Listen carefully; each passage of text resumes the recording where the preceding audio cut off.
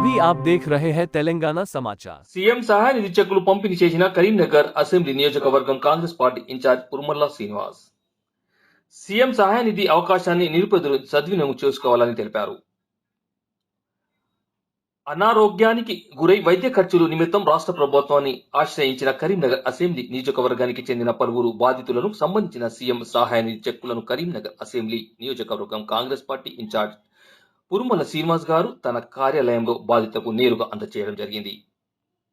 ఈ సందర్భంగా శ్రీనివాస్ గారు మాట్లాడుతూ, దురదృష్టవశాత్తు అనారోగ్యానికి గురై ఆర్థిక స్తోమత లేక సరైన వైద్యం అందించడం కోసం రాష్ట్ర ప్రభుత్వం ముఖ్యమంత్రి సహాయ నిధి నుండి వారి వైద్య ఖర్చుల నిమిత్తం ఆర్థిక సహాయం చేసే సాంప్రదాయం ప్రస్తుతం కాంగ్రెస్ పార్టీ ప్రభుత్వం కొనసాగిస్తుండడం పట్ల రాష్ట్ర ముఖ్యమంత్రి రేవంత్ రెడ్డి గారికి మరియు రాష్ట్ర మంత్రివర్గ సభ్యులకు కృతజ్ఞతలు తెలియజేస్తూ ఆర్థిక స్తోమత లేని నిరుపేదలు ఈ అవకాశాన్ని సద్వినియోగం చేసుకోవాలని తెలపడం జరిగింది.